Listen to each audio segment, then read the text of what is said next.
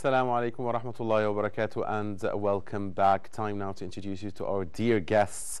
With us now in the studio is Brother Ali Falulu, or Ali Fadl, and he studies postgraduate studies at Al-Azhar University, and he is from Nigeria, which, by the way, has the biggest Muslim population in Africa. The 180 million Nigerians, more than 50 or 58% is the official statistic for Muslims. So the biggest number of Muslims in Africa, in our continent, in the black continent, is from Nigeria. MashaAllah, MashaAllah. Alhamdulillah. Thank you, Brother Ali, for being with us. It's great meeting you, Mister. Nice meeting you. Thank you, brother.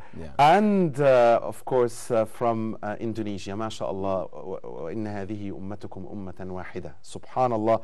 From Indonesia, the biggest Muslim country in the world, with the biggest number in the world, Brother Lukman Hakim, and he studies also postgraduate studies at Al-Azhar University. Brother Lukman, thank you for being with us. I'm really happy. Like I'm with Indonesia and Nigeria, and I'm from Egypt here, and together, like we are something like 400 million or half a billion Muslims together. MashaAllah, a melting point. It's great meeting you. Dear brothers and sisters, as we told you, we will be discussing the issue of peer pressure and the pressure of the external environments on children and on teenagers as well, and try as parents to understand what's going on. So let's kick it off. Brother Ali, the field is yours. أعوذ بالله من الشيطان الرجيم بسم الله الرحمن الرحيم والصلاة والسلام على سيدنا محمد وعلى آله وصحبه وسلم. This topic is of vital importance because you are talking about one of the aspects, one of the elements that build the humanity or the personality or the persona of a person.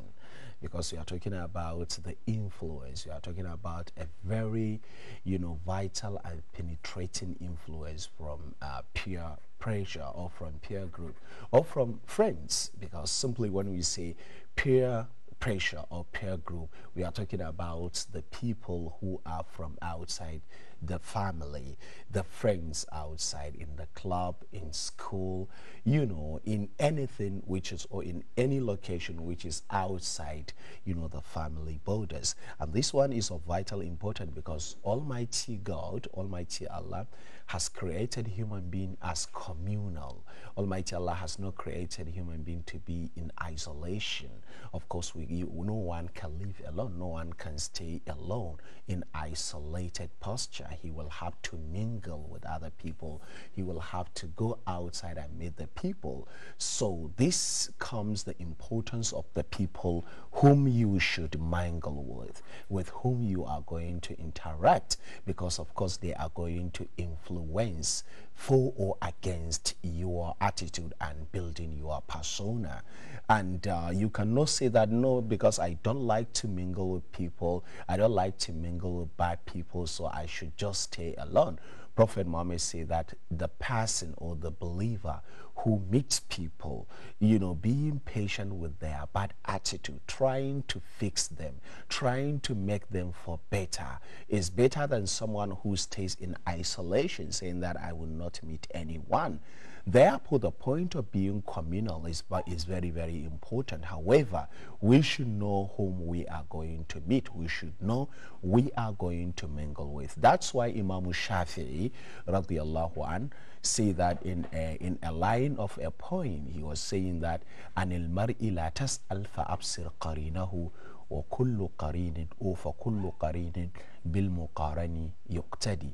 If you want to know about the character of a person, the attitude of a person, do not ask about that. You should just look at his friend, his tight friend. The attitude of his tight friend is the same attitude of his. And of course, a proverb in English says that birds of the same feather flock together. So if you want to know a person, you should just look at his friend to find out his personality. Therefore, it's very, very important to know whom we are going to mingle with. And this comes to the point which is now very, very skyrocketing, that people, especially young men, you know, staying by street, staying by roadside, especially with the spread of joblessness and unemployment.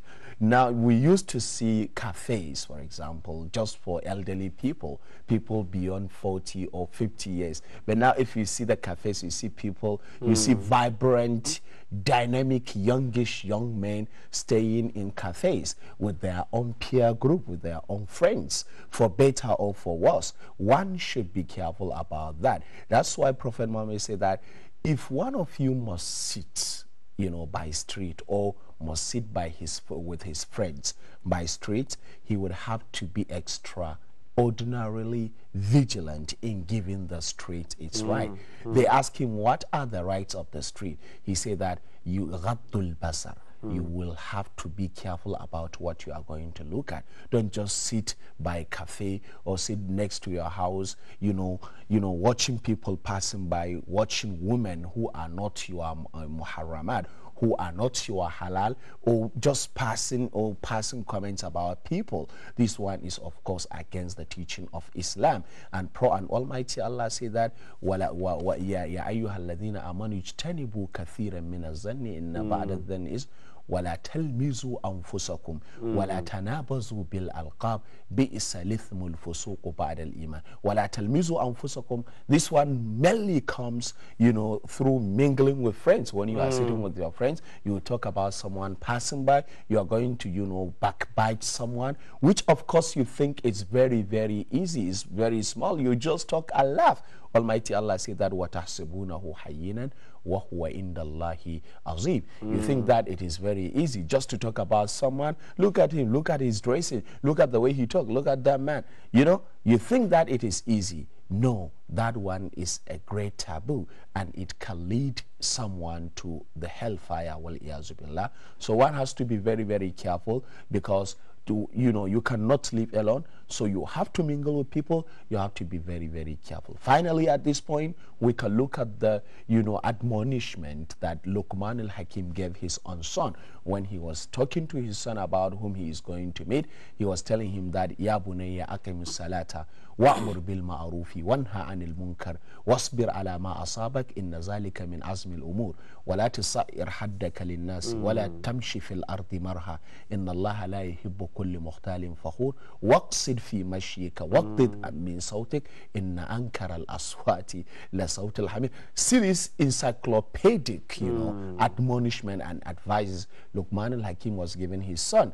If you are going to mingle with peer group in accordance and in conformity with these rules and regulations laid by Lukman al-Hakim to his son, definitely you are going to mingle, and you will overcome any nemesis of mingling with peer group. And of course, you can lead them for better, not for worse. So let's epitomize this teaching, and let's epitomize the teaching of Prophet Muhammad, who said that we should be careful about the rights of the people. The rights of the street, not the road, no, the people in the street.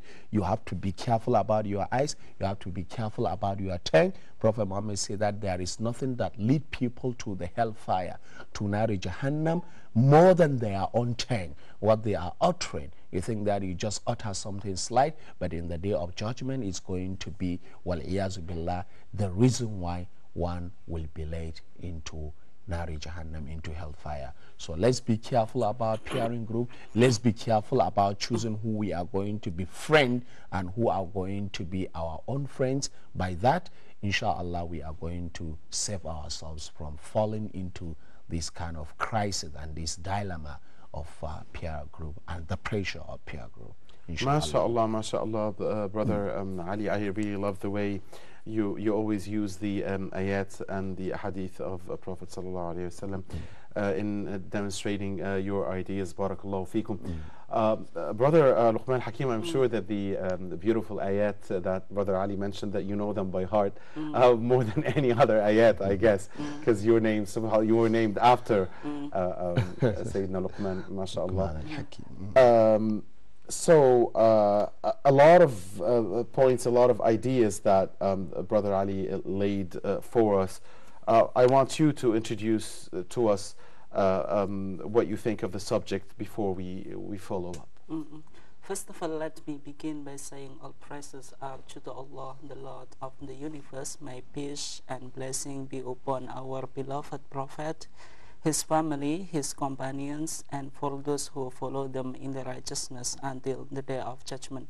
As Brother Ali already discussed, that the topic is very important. This topic is very interesting, is very important because we are social human. We are not individual human living alone. We need people to interact with us, to help some our need in our daily life. Of course, we are living with many people, with community. That is why we need to understand this topic in order to know who will be our company in our daily life. That is why when we are going to talk about this topic, peer pleasure, we need to understand the definition, because when we are going to talk any subject, any topic, we need to understand it linguistically or technically. But I don't want to go into deep in this detail. But if we are going to talk about this topic, we can simply define this topic that peer pleasure is the influence you feel from a person or group of people to do something, meanwhile you don't want to do it because you want to do something, but because you have friends or people who are around you and they encourage you to do something because you want to be liked, you want to be loved by them, and then you are doing something although actually you don't want to do it. Yes. It happened to children, but actually it doesn't happen to children only. We as adult people, we sometimes get influence from the people around us. If we are with our companies, with our friends, for instance, they are smoking, and we don't like to smoke with them. Of course, we feel that I don't want to hurt them, and then we are going to join them. So it's something bad. And also, if you are living in the West and many people are drinking alcohol in the party, dancing, drinking alcohol, and so far and so on, and they invite you to do the same thing with them, but actually you don't want, because you know that your religion forbidden these stuffs, and then you are going to drink, and then you are going to dance like them. So this is the peer pleasure, because in your heart you don't want to do this thing, but because of you get influenced by the people or by the friends around you, you feel, if I don't drink, they will hate me. If I don't dance, they will hate me.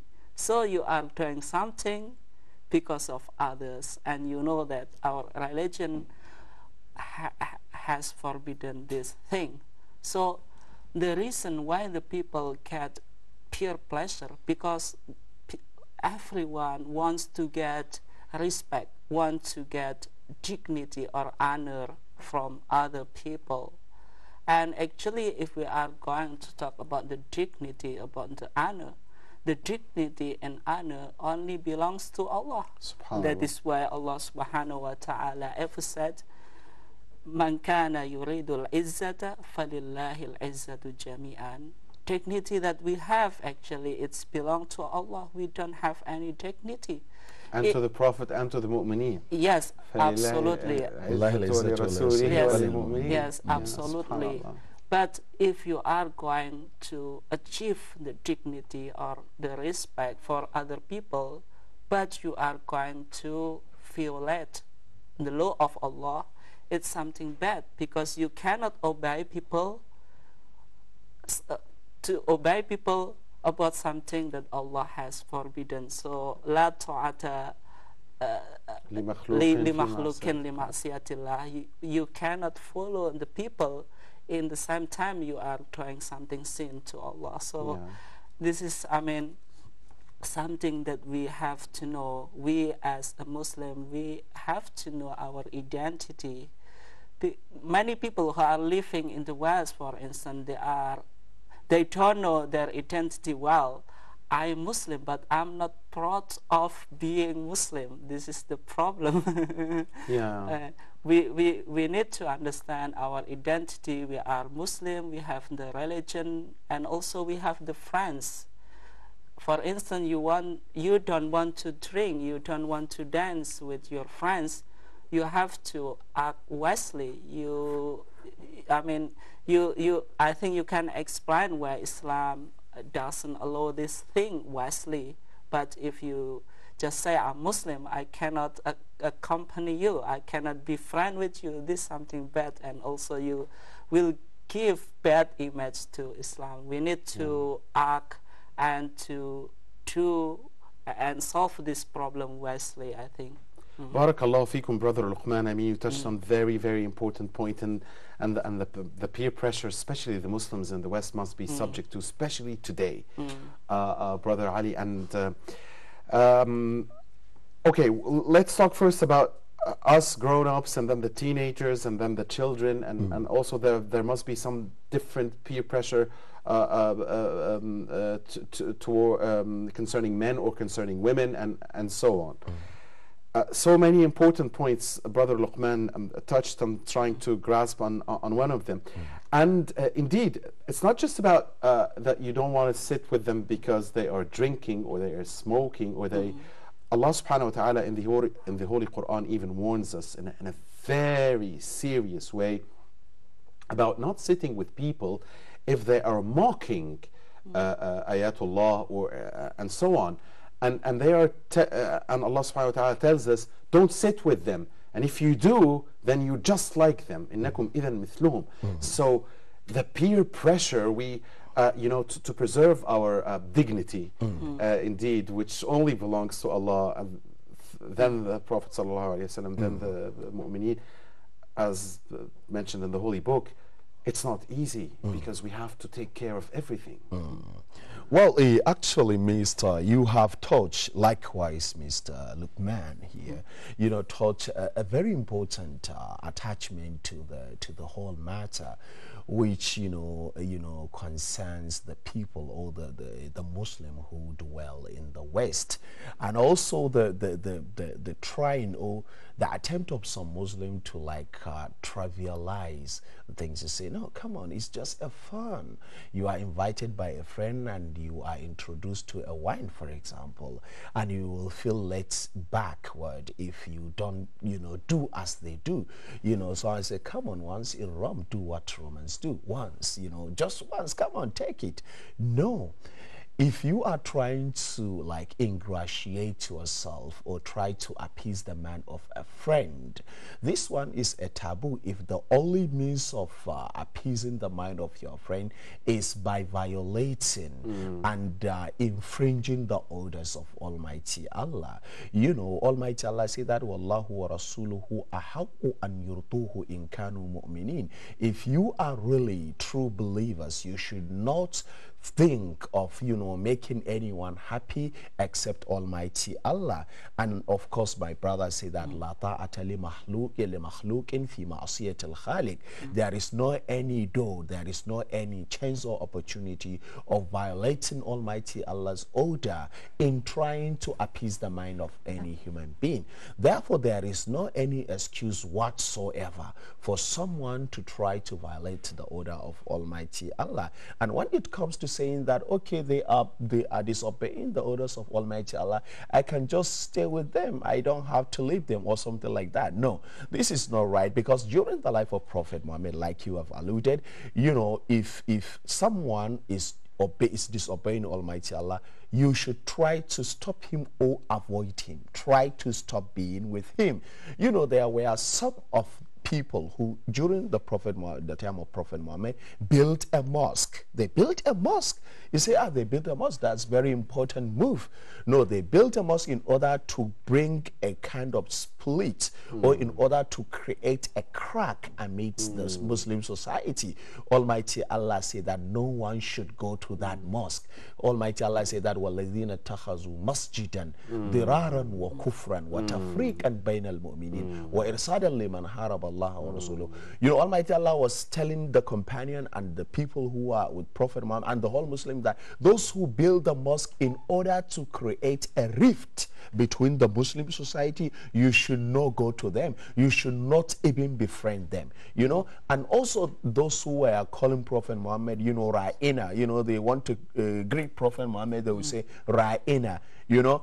Ra'ina in Surah Al-Baqarah, Almighty God said, Moses exactly, ya ayyuhallazina amanu la taqulu ra'ina wa qulu anzurna wasma'u. They say Ra'ina layyan bi anfusihim, you know, layyan bi alsinihim wa ta'nan fi din. They were saying this in order to mock Prophet Muhammad. Then Almighty Allah said that these people should not say that, and if you hear them, do not even laugh.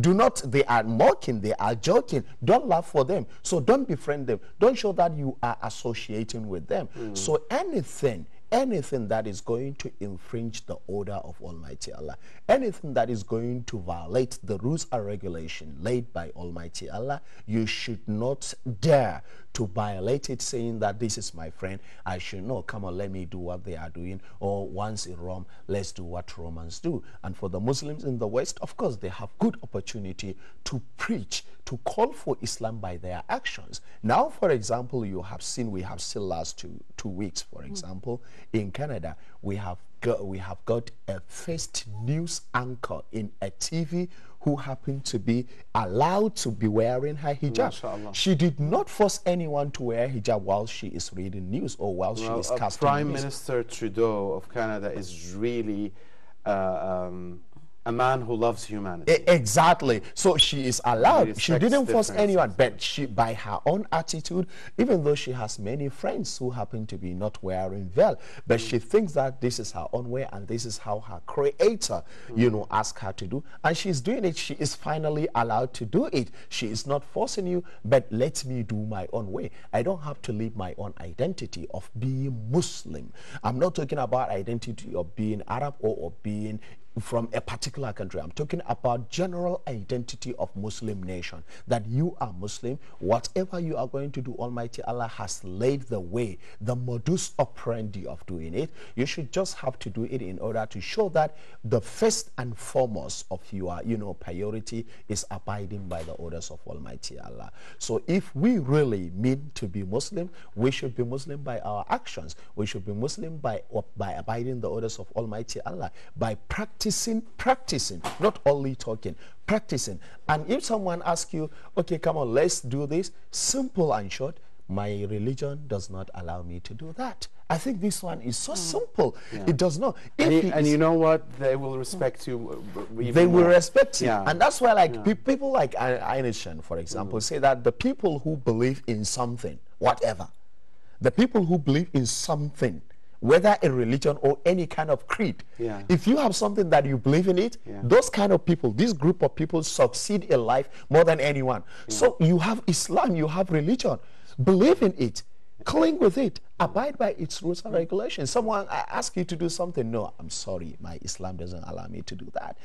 You know, a president from a West went to a Muslim nation trying to shake hands with his secondary school students who happen to be females. And a student saw that, he said she just, you know, bowed down to him. And he stopped at her and said, why? She said, not because, you know, my teaching of Islam does not allow me. Respectively, the man, his attention was drawn to her. Why is she doing that? No, because my teaching, the teaching of my religion, simply. And he said, yeah, and he respected that. And this has been known to be one of the teaching of Islam. I don't have to shake my hand with him because he is the president or because he's my visitor. No, this one is not allowed in Islam. I will simply stop doing it, or I will not do it, but I will respectfully explain my point in that. The flaw we are falling is the fact that people are denying or refusing to do something bad in an aggressive way, saying that I will not do it, or if anyone does it, I will kufrinize him. I will say that he is kafir or something like that. No, I will not do it, and I will tell you my point. Short and simple. If you like it, take it. If you don't like it, let me practice it. Lakum dinukum waliya dini. This is, I think Islam is the easiest way of life. Indeed. And I know one is going to hamper. Brother Ali, sorry to interrupt you, but we have a phone call from Somalia. Okay. It's Brother Hassan from Somalia. Assalamu alaikum, brother. Thank you for calling us. Go ahead, Brother Hassan. Yes.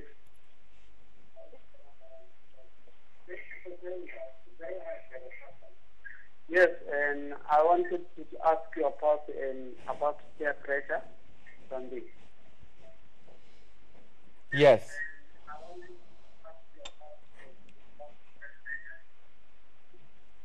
Okay, in Islamically, it is very, yes, in Islamically, to take part in peer pressure, the way Mr. Lukman has said, is like teenagers today have almost taken by, like in Somalia, what is peer pressure is causing is like chewing mirror. Peer pressure is going to a mirror. For example, people in Somalia are most of the teenagers have been overtaken by other teenagers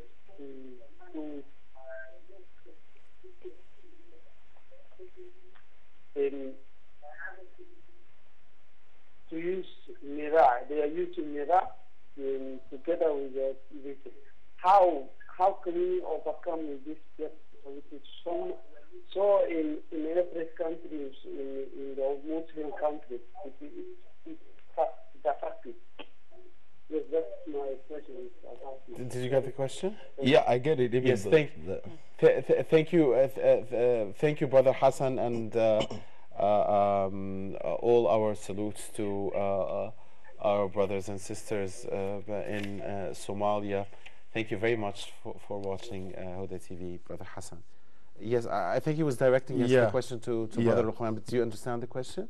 Can you repeat it again? Yeah, that's why I asked you, because I'm not sure I really actually he is asking about the point of the wisdom of Lukman Hakim when he was admonishing his son of how he's going to live and how he's going to mingle with people. So he is like putting it in his Somalian or Somali society. And he said they feel the peer pressure in Somalia due to the crisis there and due to the nature of social life. I think, the best solution of that, considering the social status and the social nature of a country like Somalia with 100% population of Muslims. I think one of the rarest country in the world to have 100% Muslim in the world, even though the conflict which is being sometimes instigated by the West or by some foreign, camouflaging powers. I think the best way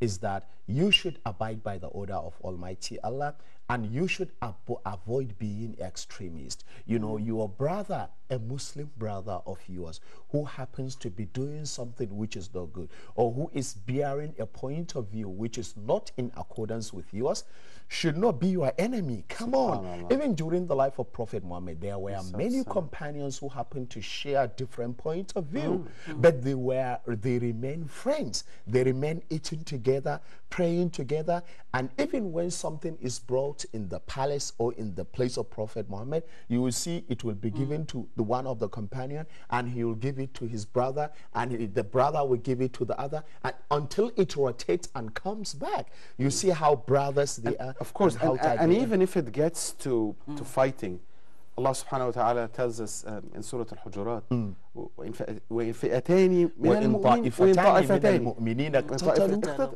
فَأَصْلِحُوا بَيْنَهُمَا. فَإِنْ بَغَتْ إِحْدَاهُمَا عَلَى الْأُخْرَى فَقَاتِلُوا. So فَأَصْلِحُوا. That's the first thing. So even they can be mu'mineen Yeah. and still fight together. They are still both mu'mineen. Yeah. But please reconcile Try them. to Yeah, get reconcile. exactly. That's the main thing. And Almighty Allah said that was sulhu khair. You know, you better create this kind of attitude. And of course, people cannot have the same point of view of a whole nation, but people should consider their point of agreement more than the point of disagreement. We have so many points of agreement where we can agree, and we must agree to disagree in certain things. This is the best thing. But if you say that people must do as I do, and anyone who does not do what I'm doing, I'm going to sack him or I'm going to fish him out of Islam, I think you are going to fish many people. I think you will fish majority of Muslims out of Islam, because you are still learning from Islam, and the teaching of Islam is always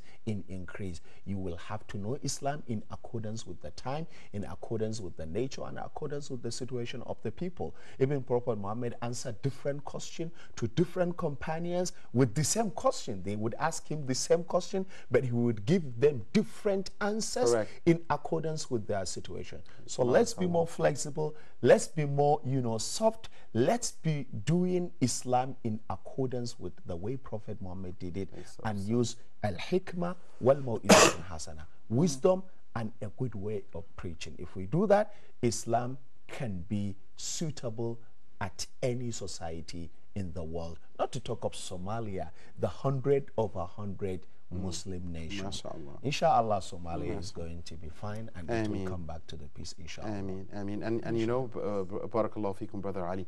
And you know what you said reminded me of a hadith, and correct me, brothers, please, if I make a mistake.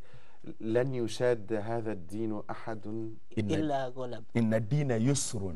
إلا غلبة. إن الدين يسر ولن يشاد على هذا الدين أحد إلا غلبة. Yes. So I mean, yeah, the religion. Take it easy. Exactly. Take it easy. You cannot, you cannot just do it my way. Do it my way. I mean, can I add what you are please, going to talk? please.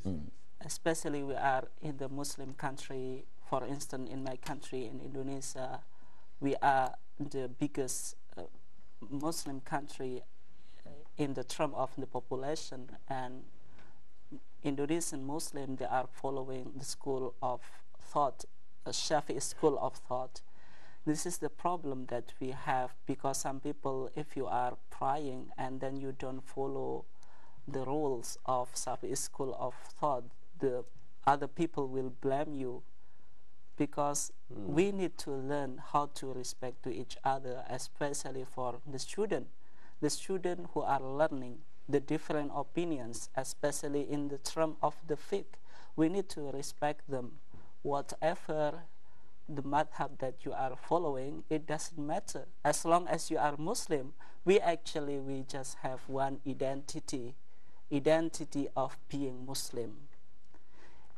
In the hereafter, Allah will not ask you what school of thought, what madhab you are following. Allah will ask you the three questions: who is your Lord, who is your messenger, and what is your book? These three questions only.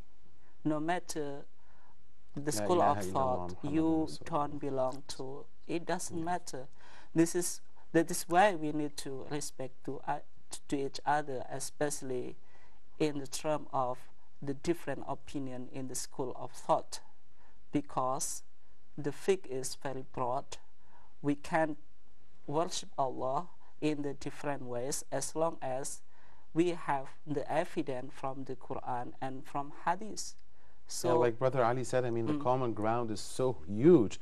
I mean, you're just looking for this small, tiny bit of difference, and you're fighting over it. But you have the whole of this table is the common ground. Come on, the common ground is huge. You see, that's what. Yeah, we had a report. Okay. We had a report. Sorry to have interrupted. Sorry to have interrupted you, brothers. I'm sorry. Yeah, welcome. We have a report now that we have to watch. Then come back to Brother Lukman and Brother Ali here in the studio. Please stay with us.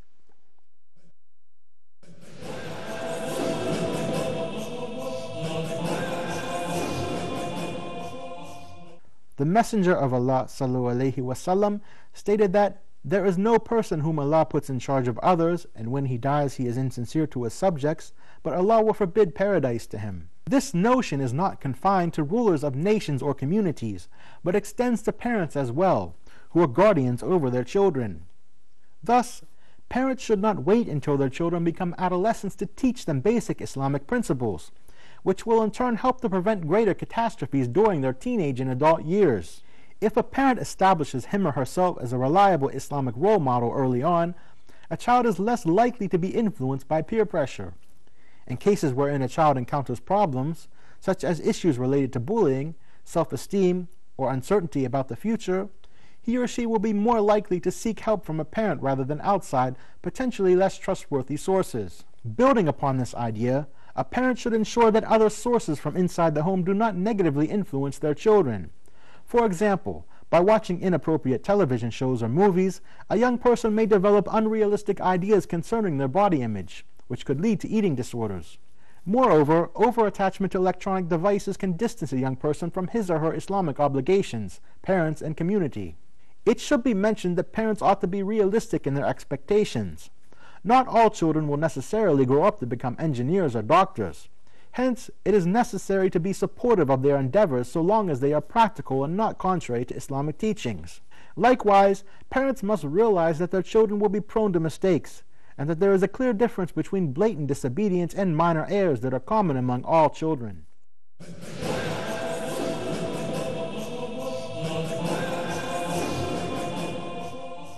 Assalamu alaikum wa rahmatullahi wa barakatuh. Thank you for staying with us. Thank you for watching the report, and welcome back.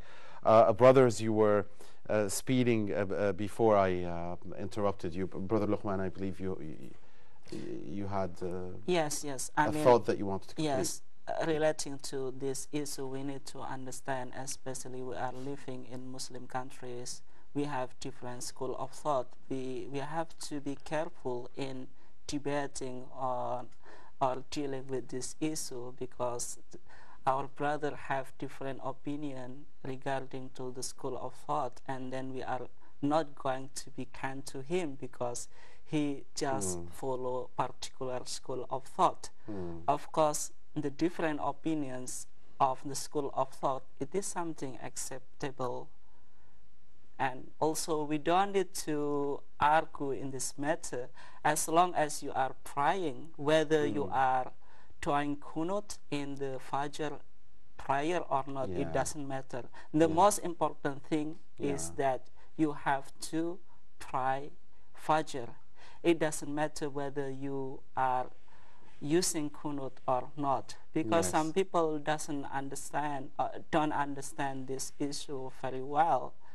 I'm glad that you are really focusing on it, Brother Luqman and Brother Ali. And since subhanallah, and since even if we're talking about a difference in a school of thought, the common ground is so much bigger, so we have to unite.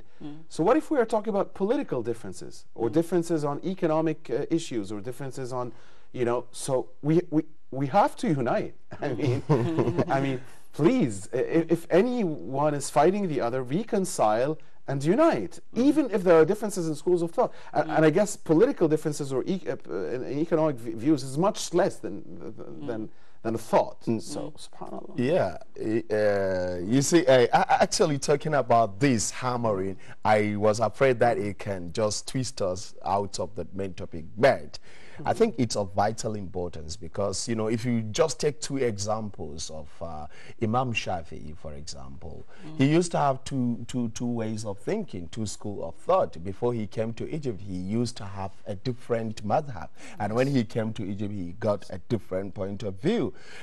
In life, as long as you are living, you're going to be learning constantly and simultaneously. The more you live, the more you learn. So don't be so extreme in saying that it is only my point of view that is going to be right. Imam Malik always say that, رأيي صواب ويحتمل الخطأ ورأيك خطأ يحتمل الصواب.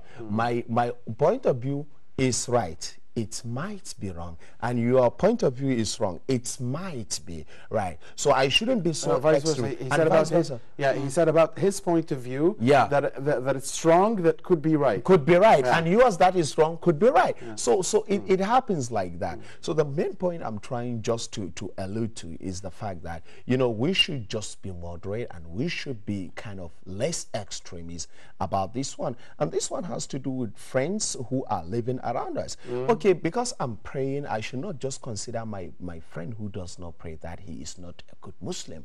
I should not consider that. No, I should rather pray and try to ask him to pray.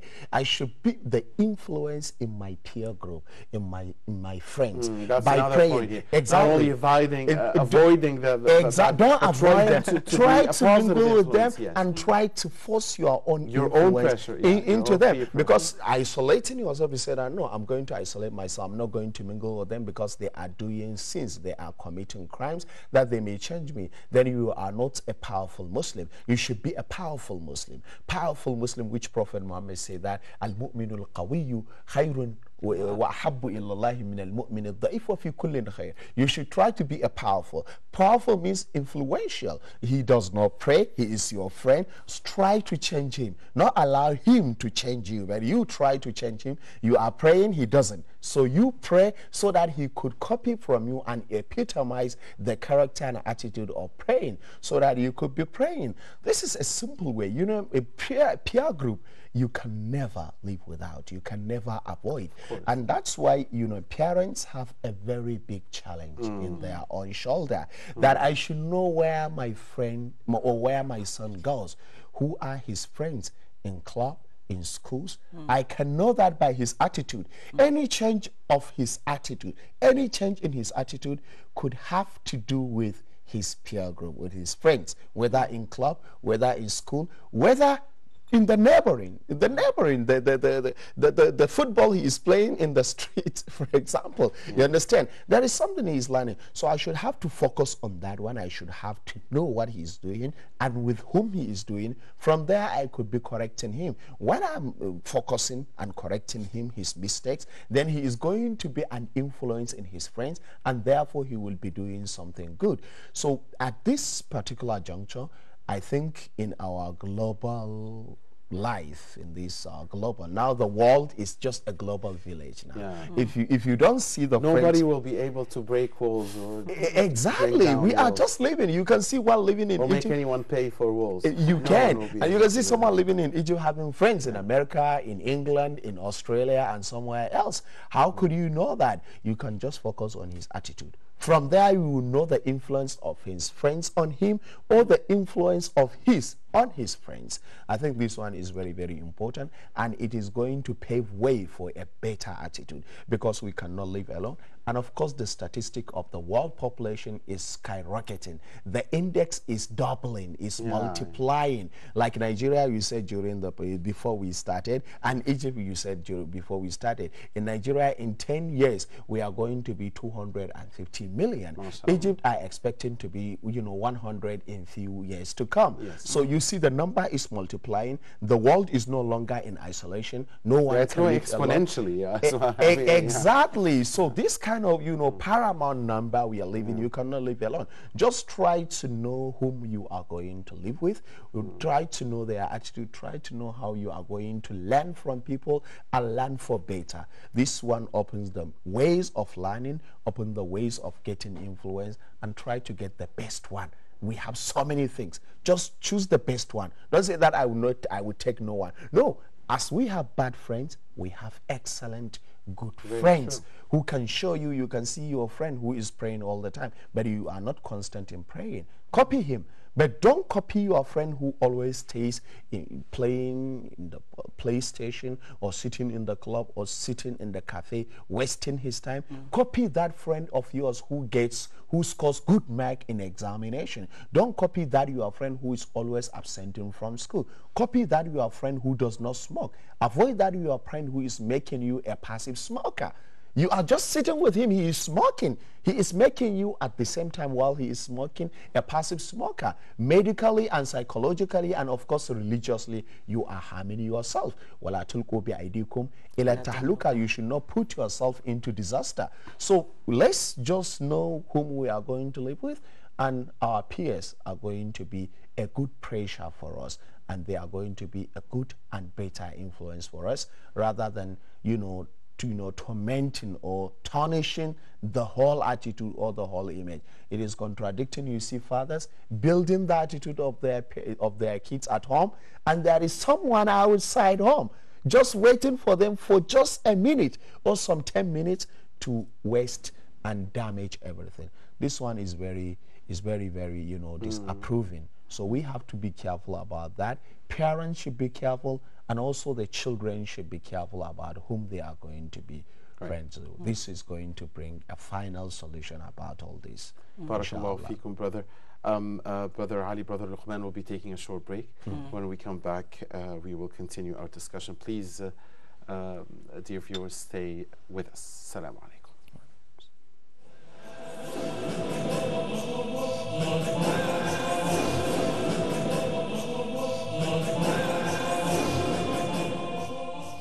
Assalamu alaikum wa rahmatullahi wa barakatuh, and welcome back, dear brothers and sisters. Brother Luqman, I wanted to ask you about something that, an idea that I got from Brother Ali's words. Wouldn't TV and social media and so on be considered some sort of peer pressure today? Yes, I think we have to understand that peer pressure can come from different aspects. Whether it is from social media, for instance, you have sort of ideal and you laugh, but you know that not all movie stars, they are good. Sometimes we have the people who are not good, and then the children will try to copycat to follow them. This is something bad. So we, as a parent, we should understand all these things, and also we have to explain, to have sort of communication with our children, what is going on. We have to be friend of them, because some parents, they don't have time to have communication with their children. Maybe they are busy, but they shouldn't. Yes, but as long as you have the responsibility, you have to educate your children, you have to be good example of them, you have to take care of them, what is going on, and also you have to explain something to them. So in this discussion, we as a parent, you should be a role model, because if you are going to be role model for your children will look at what you are doing.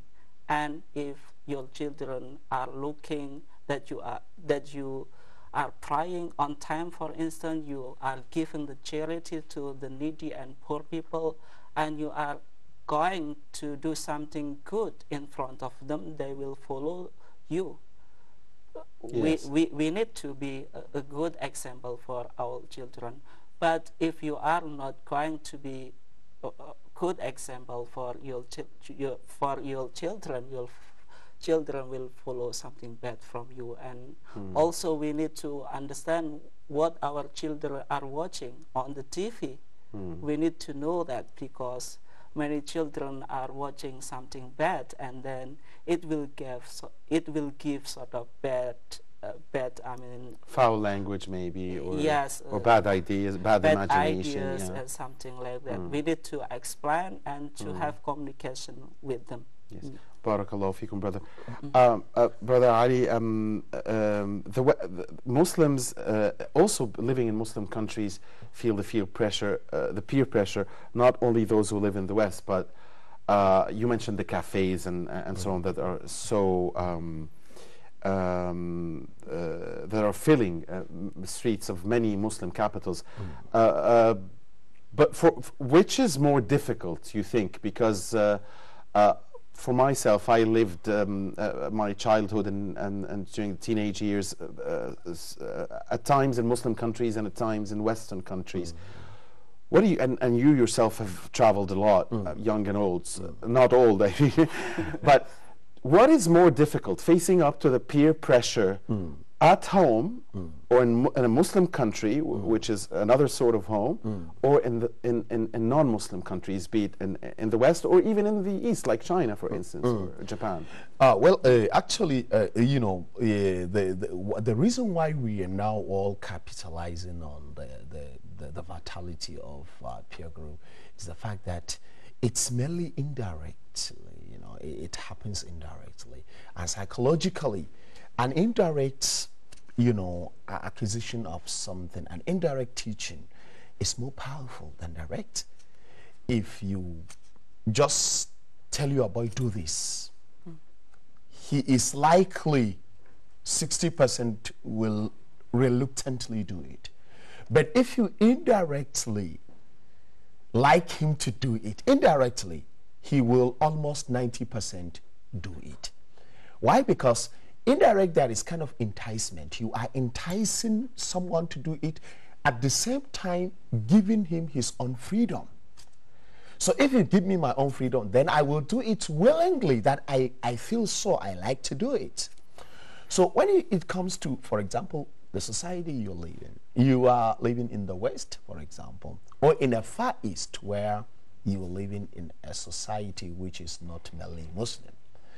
I think the best way is to realize the fact that everybody has his own identity. Everybody. If you go to the West, it's not all Western society Christian. There are many Westerners who are not Christians, for example. Many of them, there are who are not really Christians. There are who are not neither Muslims nor Christians. Right. There are atheists. Exactly, atheists and so many creeds.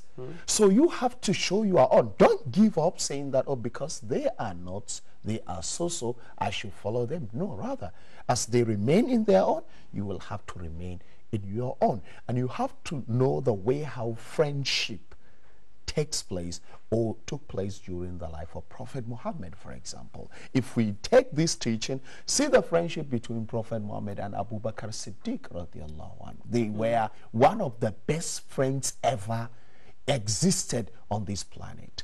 See, when Prophet Muhammad came to Abu Bakr Siddiq and told him that, I become prophet of Almighty Allah. Abu Bakr Siddiq, when Prophet Muhammad received the prophethood, was absent. Abu Bakr Siddiq. When he came back, he was met by a friend telling him that your best friend is now claiming to be a prophet.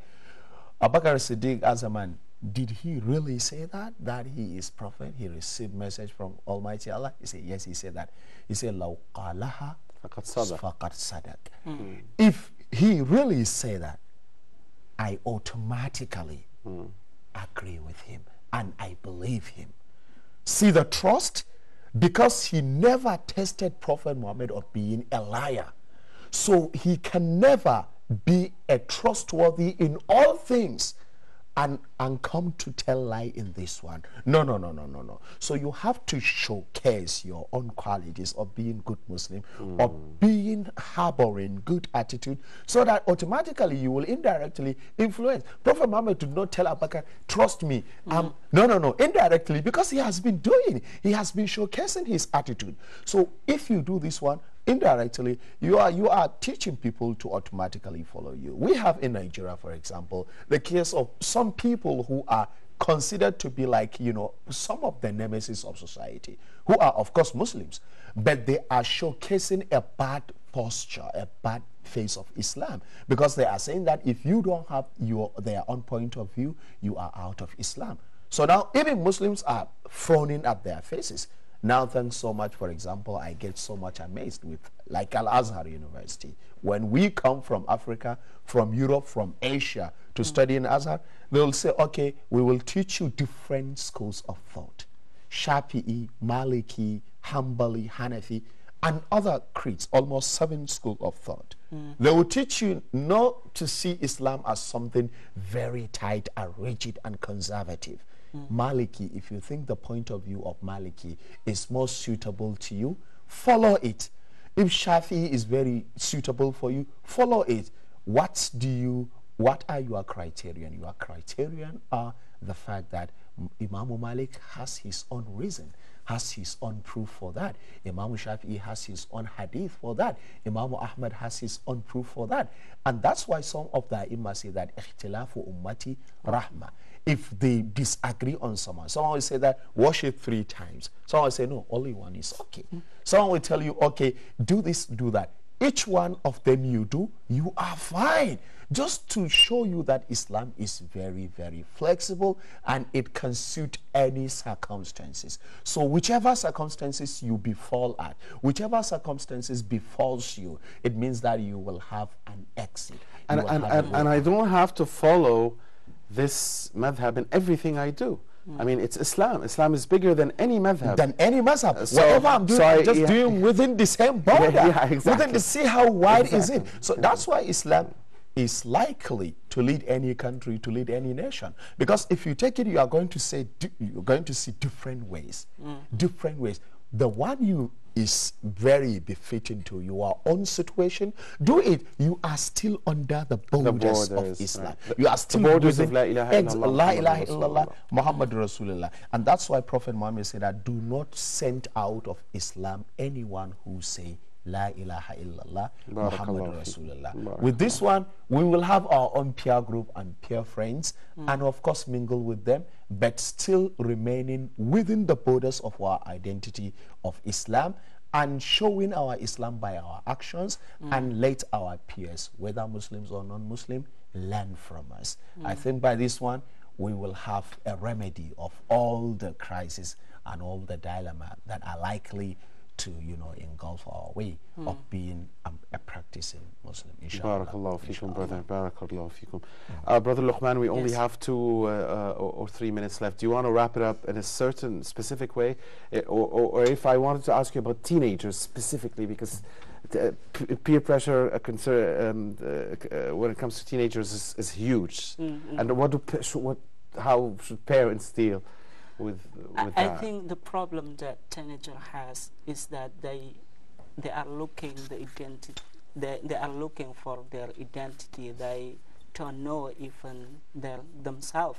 So the best thing that we have to do relating to the peer pressure of the teenager is that we, as a parent, we have to be a good example. We have to show something good for our children. And then in the final our discussion, I would like to address to Muslim in the West. If you are living in the West, it is the big opportunity for you to invite people to the religion of Allah. You have to show that you are Muslim, you have the identity of being Muslim, you have to be good example from them, that you don't drink, you don't smoke, for instance. You can show something good about Islam, and also use this opportunity to invite people to the religion of Allah. For instance, you have to start dealing with them with the common ground.